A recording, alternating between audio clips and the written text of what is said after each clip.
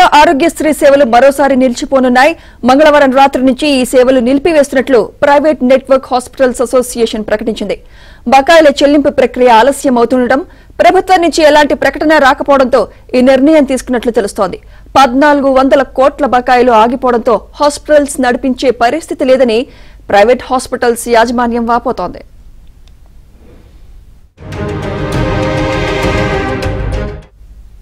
ఇదే అంశంపై మరింత సమాచారం మా ప్రతినిధి ప్రవీణ్ అందిస్తారు. ప్రవీణ్, తెలంగాణలో ఆరోగ్యశ్రీలు మరోసారి నిలిచిపోనున్నట్టు తెలుస్తోంది.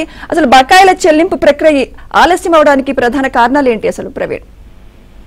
సుమిత్ర, రేపు నైట్ నుంచి కూడా ఆరోగ్యశ్రీ వాళ్ళు బంద్ చేస్తున్నట్టుగా మనకి దాదాపుగా ప్రభుత్వానికి నోటీసులు అల్టిమేట్ జారీ చేసిన ప్రైవేట్ హాస్పిటల్ మొత్తం కూడా దాదాపుగా 400కు పైగా ప్రైవేట్ హాస్పిటల్స్ ఉన్నటువంటి పరిస్థితి కనిపిస్తుంది. వీటన్నిటికి కూడా దాదాపుగా 1400 కోట్ల రూపాయలు సంవత్సరం నుంచి కూడా చెల్లించట్లేదని చెప్పేసి ప్రైవేట్ హాస్పిటల్ నెట్వర్క్ అసోసియేషన్ వాళ్ళందరూ కూడా చెప్తున్న పరిస్థితి కనిపిస్తుంది. అయితే గత నెల 31 తారీఖునే ప్రభుత్వానికి అల్టిమేటం జారీ చేశాము.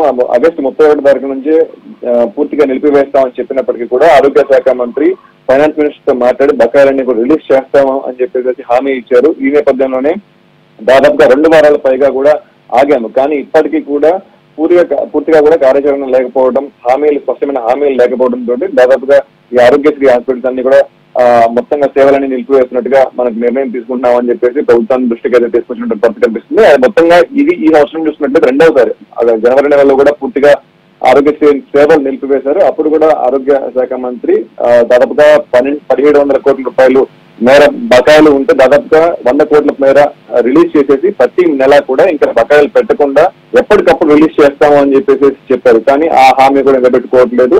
పూర్తిగా జర్నలిస్ట్ హెల్త్ స్కీమ్ కావచ్చు, అలాగే ఎంప్లాయ్మెంట్ హెల్త్ స్కీమ్ కావచ్చు, అలాగే ఆరోగ్యశ్రీ కింద ఏదైతే సామాన్య రోగులు ఉంటారో వాళ్ళకి సంబంధించిన బకాయిలు ఏది కూడా రిలీజ్ అవ్వట్లేదు.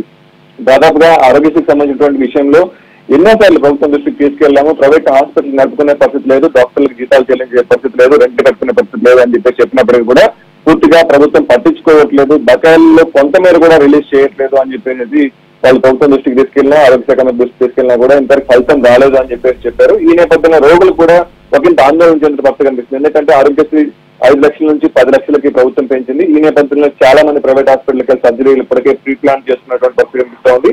సో సర్జరీలు ఎవరైతే ప్లాన్ చేస్తున్నారో వాళ్ళందరూ కూడా మా పరిస్థితి ఏంటా అని చెప్పేసి ఆ మొత్తం వాళ్ళకి కలిసి చెందుతున్న పరిస్థితి కనిపిస్తుంది. సో రోగులు కూడా కొంత అవస్థ, రేపటి నుంచి అయితే ఇంకా అవస్థలు ఎక్కువ అవుతాయి. సో ఈ నేపథ్యం ప్రభుత్వం కొంతమేరైనా బాకీలు రిలీజ్ చేయాలి.